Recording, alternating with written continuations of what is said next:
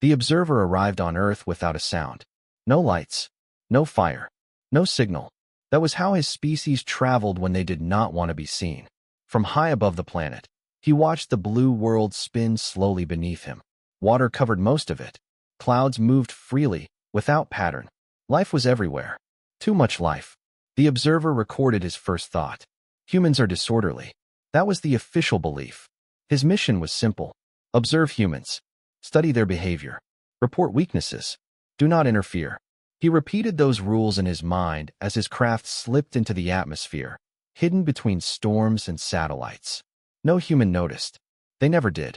He landed far from cities, where forests still breathed and animals moved without machines. From there, he activated his disguise. To humans, he would look like one of them. The observer stepped onto Earth's soil for the first time. It felt warm. He paused. That was unexpected. He ignored the feeling and focused on his task. His species believed humans were dangerous in a careless way. Emotional, violent, self-destructive. They fought each other more than any enemy. They destroyed their own planet slowly and called it progress. The observer's superiors wanted proof. If humans were weak, they would be controlled. If they were strong, they would be removed. The observer did not question orders. He never had before. He moved toward the nearest city. From the beginning, humans confused him. They were loud. They rushed everywhere. They filled the air with noise and light.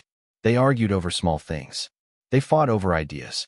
They killed each other for reasons that changed every generation. The observer recorded everything. Wars, crime, hunger, greed.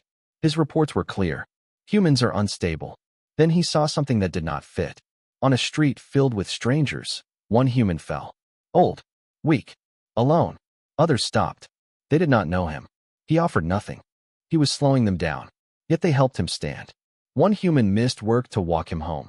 Another paid for his food. The observer frowned. This was inefficient. He marked it as an anomaly. Later, he saw a human child crying. Lost. Afraid.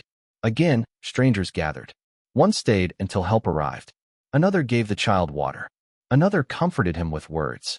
No reward. No command. The observer felt something strange. Confusion. His species only helped when benefit was guaranteed. Humans helped because they felt like it. That night, the observer watched a human family eat together. They laughed. They argued. They forgave. The observer listened carefully. They were not discussing survival plans. They were not planning war. They were sharing stories. Why would a species waste time like this? He recorded it. Humans bond excessively. Days passed. The observer followed humans in hospitals, in schools, in dangerous places, in quiet ones. He saw humans run toward fire while others ran away. He saw humans risk their lives for animals. He saw humans forgive those who hurt them.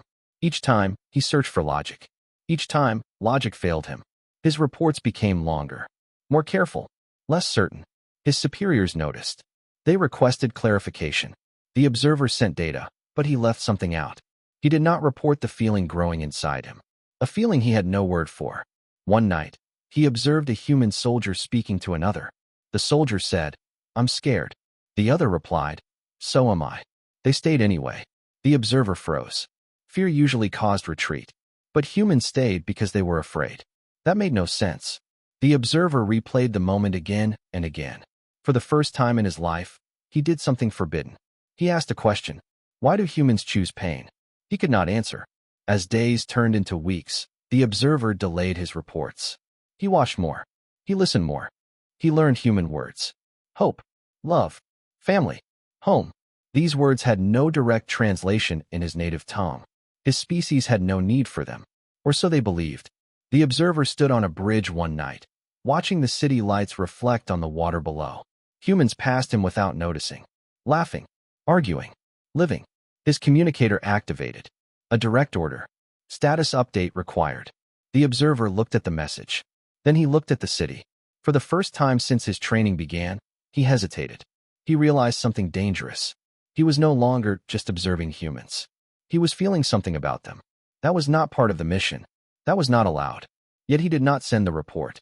Instead, he watched a group of humans help a stranger push a broken vehicle off the road. No reward. No order. No fear. Only choice. The observer turned off his communicator. Just for a moment. He did not know it yet, but that moment would change the fate of two species. And the mission had already failed. The observer changed his routine. At first, he had followed crowds, wars, and disasters. That was where his species believed truth lived. But now, he began watching humans when nothing important was supposed to happen. Early mornings, late nights, quiet places. That was when he started seeing things that did not fit the reports. Every morning, one human arrived early at a small building. He unlocked the door, turned on the lights, and prepared food. Not for himself, but for others. Old humans, broken humans, humans with nowhere to go. The observer watched from across the street. No cameras, no audience, no reward. The human worked silently. When someone thanked him, he smiled and said nothing. The observer recorded the event. Unobserved kindness detected. This confused him deeply. On another day, the observer followed a human female who worked long hours. Her body showed signs of exhaustion. Her hands shook slightly when she rested. At night, she returned to a small home. Inside waited a child. The human smiled the moment she entered. Her exhaustion disappeared. She helped the child learn words. She listened to stories she had already heard many times. She stayed awake when her body begged for rest. The observer examined the data. No logical gain, only loss of energy. Yet the human appeared fulfilled. The observer felt something tighten inside him. His species did not have families. They reproduced by design, not attachment. Humans chose attachment. Why? The observer's reports grew longer, more complex. He described patterns his superiors never asked for. They sent a warning. Focus on threat analysis. Emotional behavior is irrelevant. The observer read the message slowly. Then he continued watching humans. He observed a human male who stopped his vehicle in the rain. Another human stood on the road, injured. Blood ran down his face. The observer waited for fear. Instead, the human stepped into danger. He lifted the stranger. He spoke calming words. He stayed until help arrived. The observer noticed something important. The human's hands were shaking. He was afraid. Yet he acted anyway. The observer recorded this carefully. Humans act despite fear, not in absence of it. This was new. His species avoided fear at all costs. Fear meant weakness. But humans treated fear like a companion. They acknowledged it. Then they moved forward. The observer began studying human expressions. Their eyes changed when they felt pain for others. Their voices softened. Their movements slowed. Humans mirrored emotion. They shared it. One night, the observer entered a hospital disguised as a human worker. He walked through quiet halls filled with machines and tired faces. He watched humans sit beside others who were dying. They spoke softly. They held hands. They stayed. The observer did not understand why. The dying humans could not help them, could not repay them. Still, they stayed. The observer stood there longer than planned. His disguise sensors warned him. He ignored them. For the first time, he forgot to record data. Later, he stood on a rooftop and looked down at the city. He felt heavy. This sensation was unfamiliar. He searched his internal database. No match found. He sent another report to his superiors. This one was different. Humans demonstrate behavior that contradicts survival-first logic. Their cooperation persists without direct benefit. The reply came quickly. Clarify. The observer hesitated. He began to understand that clarity was impossible. Humans were not consistent. They were not efficient. They were emotional. And that emotion made them dangerous in a way no weapon could. The observer watched a human forgive another human who had caused harm. The offender cried. The victim listened, then forgave. The observer's systems flagged the event as an error. Forgiveness increased future risk. Humans accepted that risk. That night, the observer replayed human conversations again and again. Words like hope, trust, and love repeated. These concepts had no exact translation. His species did not trust. They calculated. They did not hope. They planned. They did not love. They preserved. The observer felt something break inside him. Not physically, emotionally. He realized a dangerous truth. If his species came to Earth, they would misunderstand humans completely. They would see chaos. They would miss unity. They would see weakness. They would miss strength. The observer looked at his communicator. Another message awaited. Final evaluation approaching. Prepare return. The observer closed his eyes. For the first time in his existence, he felt fear. Not fear of punishment. Fear of losing something. He looked down at the city again. Humans laughed below. They argued. They lived. And without knowing it, they had changed him. The observer did not know how yet, but he knew one thing with absolute certainty. He could no longer describe humans as his species expected, and that meant the mission was drifting towards something far more dangerous than failure. It was becoming personal. The observer knew the rules. He had memorized them before leaving his home world. He had repeated them during training. He had enforced them on other missions. Observe. Do not interfere. Breaking this rule meant failure. Failure meant removal. Removal meant silence forever. So when the moment came, he hesitated. It happened in a place humans considered ordinary. A narrow street. Late evening. Fading light. The observer was following a human male. Young. Thin. Tired. The human carried a small bag and walked quickly, eyes down, trying not to be noticed. The observer did not know why he followed this one. Something about the human felt fragile. Two other humans stepped out of the shadows. Their movements were sharp, focused. The observer's threat analysis activated immediately. Probability of violence, high. The human noticed too late. Words were exchanged. Loud, angry. Fear entered the human's voice. The observer froze. This was not a war zone. No rules of engagement existed. This was human chaos. One of the attackers raised a metal object. The observer's systems calculated outcomes. If he did nothing, the human would be injured, possibly killed. If he interfered, he would be exposed. His communicator vibrated. A passive scan request from his superiors. The observer ignored it. The attacker moved. Time slowed. The observer felt something sharp and painful in his chest. Fear. Not for himself. For the human. Before his logic could stop him, the observer acted. He stepped forward. To human eyes, it looked like a blur. The metal object stopped mid-air, crushed inward by an invisible force.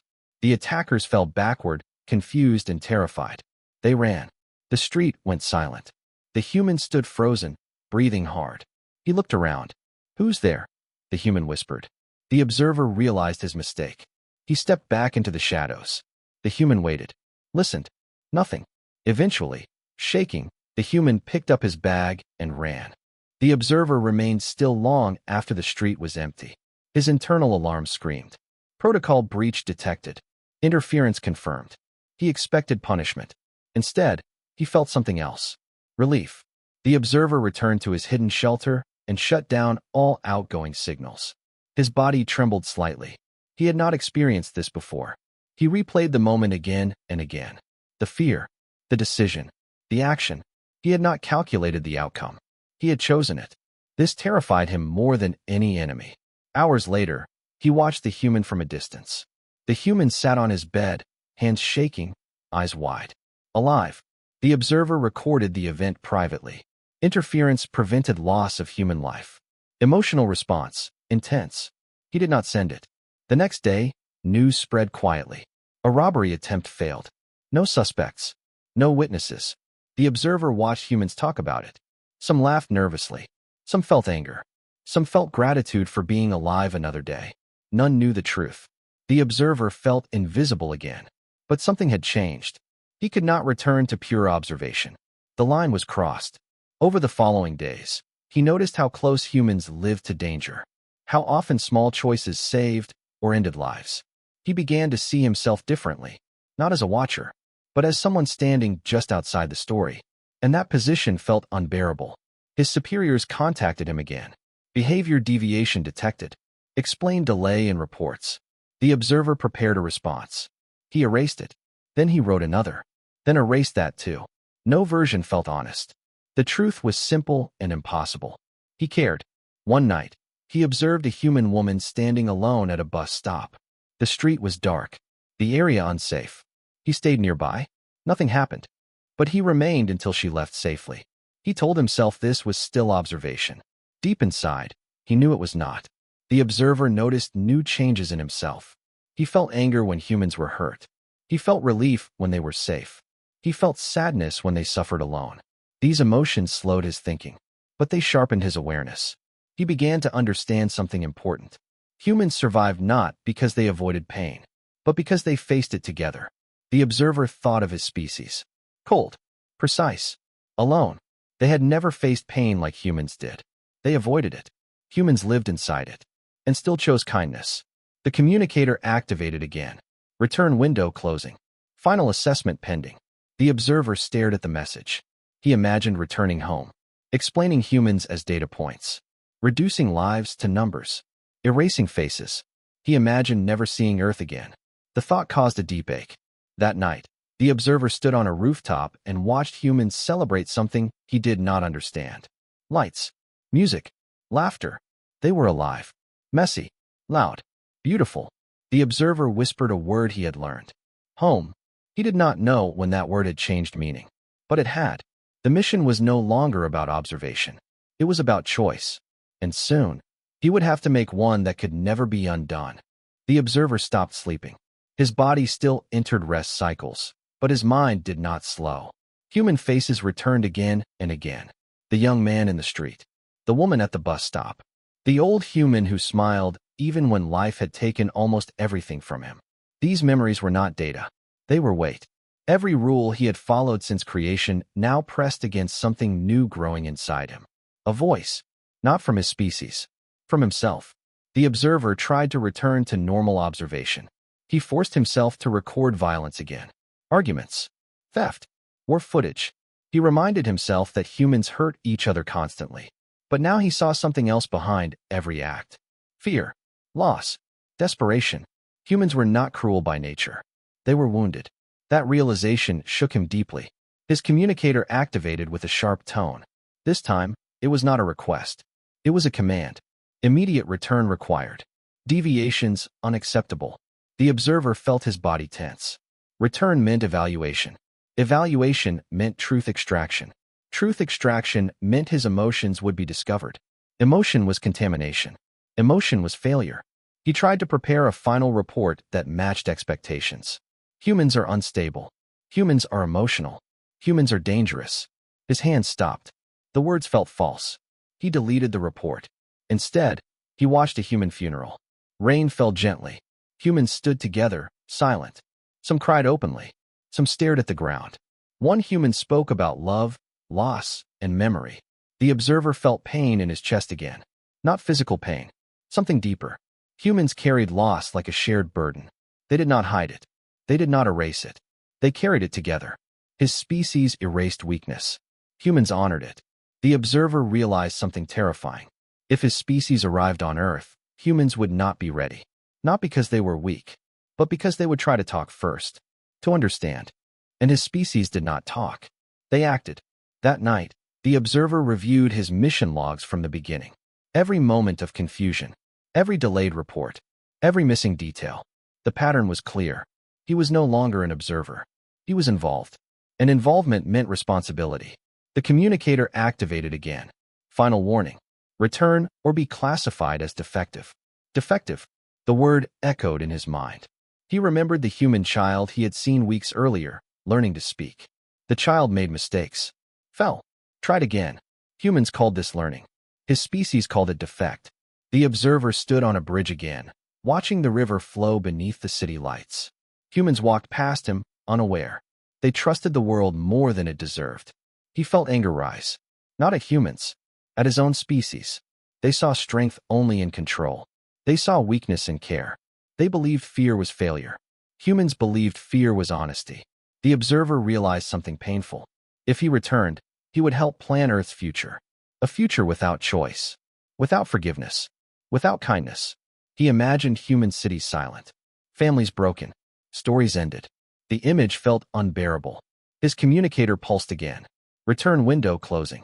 The observer made a decision. Not yet final, but dangerous. He stopped sending reports completely. Instead, he began to prepare. He learned more human language. Not just words, but meaning. He studied law, culture, art, music. Why would a species create things with no survival value? Because they needed to remember who they were. The observer watched humans argue about ideas, then share food. He watched enemies forgive. He watched humans sacrifice comfort for strangers. Each act pushed him further from his origin, and closer to something else. One night, his communicator activated without warning. A direct channel opened. His superior appeared. Cold, calm, perfect. You have failed to return, the superior said. The observer stood still. Explain. The observer searched for the correct response. There was none. Humans are not what we believed, he said. The superior's eyes narrowed. Clarify. They are dangerous, the observer continued. But not in the way we understand. The superior dismissed the statement. Your judgment is compromised, it said. You have absorbed human emotion. Yes, the observer said quietly. And that is why I understand them. Silence followed. Return, the superior repeated. The observer looked past the projection toward the city. I cannot, he said. Then you are lost, the superior replied. The channel closed. The observer felt fear like never before. He was alone. No protection, no authority, no future among his own kind. But he also felt something else. Freedom. He understood now what humans meant when they spoke of choice. Choice was terrifying and powerful. The observer looked at the night sky. Somewhere above, his species waited. Somewhere below, humans lived their fragile, beautiful lives. The conflict inside him reached its peak. He could still leave. He could still erase this world from his heart. But he knew the truth. Once you love something, you cannot unsee its value. And once you accept that value, you are responsible for protecting it. The observer closed his communicator forever. And in that moment, he stopped being an alien observer. He became something far more dangerous to the galaxy. A believer. The observer knew there was no return now. The communicator lay silent in his hand. He did not destroy it. He did not throw it away. He simply turned it off and placed it beside him, as one might place something once important, now finished. The night around him felt different. Not dangerous. Honest. Humans moved through the city below, unaware of how close their world was to being judged. They laughed. They argued. They lived small lives, never knowing that entire species were measured and erased without ever being seen. The observer had been one of those judges. That thought hurt more than any punishment his species could give him. He began to prepare, not for escape, for consequence. He knew his species well. They would not forgive defiance. They would not ignore silence. His refusal to return would trigger action. Earth would be investigated. An investigation always came before conquest. The observer reviewed everything he had learned about humans. They did not win by being stronger. They did not survive by being smarter. They endured because they adapted together. So he did what humans did. He planned for failure. He returned to places where humans gathered quietly. Libraries, schools, old buildings filled with stories. He listened to human ideas about freedom, responsibility, and sacrifice. One word appeared again and again. Choice. Humans believed choice gave life meaning, even when the choice hurt, especially when it hurt. The observer understood then what his final act must be. He could not fight his species. He could not stop them forever, but he could delay them. And sometimes, delay was survival. He activated the communicator one last time, not to return, but to send a message. A real one. He stripped away analysis, removed emotionless language, removed safety filters. He spoke plainly. Humans are not weak, he recorded. They are unpredictable because they choose empathy over efficiency. They will resist not with speed or power, but with unity. Engaging them will be costly beyond calculation. He paused, then added the truth his species would hate most. If you underestimate them, you will lose. He sent the message. The system confirmed delivery. The observer knew what this meant. He had officially betrayed his species. There would be no forgiveness, no negotiation, only response. Days passed. The observer waited. Humans continued their lives. A human couple argued, then laughed together minutes later. A stranger helped another without being asked. A child asked questions no one could answer. The observer watched everything as if for the last time. Then the sky changed. Not visibly, not dramatically, but his sensors detected it immediately. A shift in space. A presence. His species had arrived at the edge of the system. They were watching Earth now. Analyzing. Measuring. The observer felt fear, sharp and real. He knew what would come next. A probe. A test. A mistake. Because his species always tested first. The probe entered the atmosphere silently, invisible to human eyes. The observer tracked it. It hovered over a city. Over millions of unaware lives. The observer had one option left. One action that would remove all doubt. He stepped into the open and dropped his disguise. For the first time, he stood as himself beneath Earth's sky. The probe detected him instantly. A direct channel opened. You have violated all protocols, the superior voice said. Return immediately. The observer did not move. You sent false warnings, the voice continued. You compromised strategic clarity. No, the observer replied calmly. I provided understanding. You are compromised, the superiors said. Yes, the observer answered. By truth. The probe adjusted its position, targeting him. The observer knew what this meant. His species would erase him. Make an example. He looked once more at the city behind him. Lights, homes, lives. He felt no regret, only certainty. If you come here, he said, you will not find what you expect. You will not face a single enemy. You will face humanity. Silence followed. Then the probe withdrew.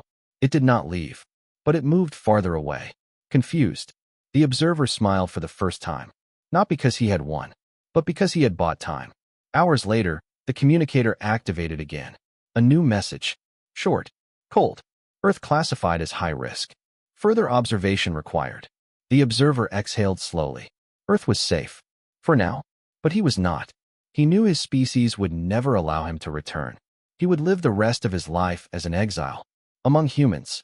The thought did not frighten him. It comforted him. The observer walked back into the city and reactivated his disguise. He became one face among billions. A nobody. And that was exactly where humans hid their strength. As dawn broke over the skyline, humans began another day, unaware that their world had been spared by someone who chose them. The observer blended into the crowd. He had made his final choice. He chose humanity, and whatever came next, he would face it with them. The galaxy did not change overnight. Stars still burned. Empires still argued. Wars still waited for excuses. But something had shifted. Far beyond Earth, in quiet halls filled with cold light and perfect order, reports were being reviewed again and again. Data did not align. Predictions failed. Probability models refused to settle. Humanity did not behave like other species. That scared them. The observer lived quietly among humans now. He no longer watched from a distance. He walked beside them. He waited in lines. He shared silence and small talk. No one knew who he truly was. And that was fine. He learned how humans measured time.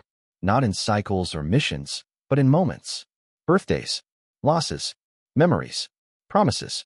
He learned that humans carried pain without letting it define them. They stumbled. They failed. They stood up again. Always again. Years passed. The observer aged slowly, far slower than any human. He watched children grow tall, then old. He attended funerals and weddings. He listened to stories told again and again, each time changing just a little. Humans remembered through repetition. They kept people alive that way. One night, the observer sat beside an old human who was dying. The human knew. His breathing was slow. His hands were weak. You're not afraid? The observer asked softly. The human smiled.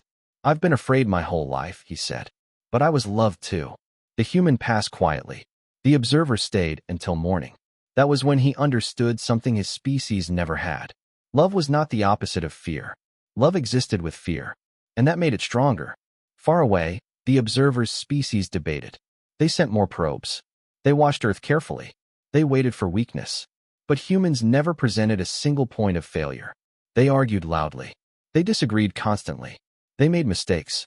And yet, when threatened, they stood together. Not as soldiers. As people. Human diplomats spoke calmly. Human scientists shared knowledge freely. Human artists sent music and stories into space. The observer listened to intercepted transmissions from other species. They were confused. Why do humans share? One asked. Why do they forgive? Another questioned. No clear answer came. Because love could not be measured. Eventually, a council formed far from Earth. Old species. Strong species. Careful species. They debated one question. Should humanity be controlled? The observer's original report was played. Then his final message. Then updated observations. Humans helping enemies. Humans risking extinction for principles. Humans refusing to abandon hope. The council fell silent. One voice finally spoke. They are not efficient, it said. They are not predictable. They are dangerous. Another voice replied. Yes, it said. But not because of weapons. The decision was made. Humanity would be left alone. Not ignored. Respected. The observer felt the shift immediately. The probes withdrew. The pressure faded.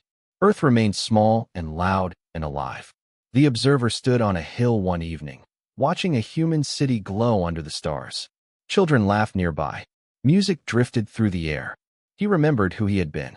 An observer. A judge. A tool. Now he was something else. A witness. He understood that his species feared humanity not because humans would conquer the galaxy, but because they would change it. Humanity did not expand by force. They expanded by connection. Slowly, other species reached out. Cautious messages. Careful greetings. Humans replied without arrogance. They welcomed questions. They offered stories. They shared mistakes. The observer watched humanity step into the galaxy not as rulers, but as neighbors. And the galaxy did not know how to handle that, because love did not follow rules. Years later, the observer stood before a group of humans telling a story. They asked him why he stayed, why he never left Earth. The observer smiled. Because, he said, this is where I learned what strength really is. They laughed. They thought he was joking. That was fine too. Above them, stars shone quietly. Somewhere among those stars, species still feared humanity. Others admired them. All watched them. But none would ever truly understand them. Except one former observer who once came to judge a planet and fell in love with its people. This was what love looked like in the galaxy. Not loud, not perfect, but strong enough to change everything.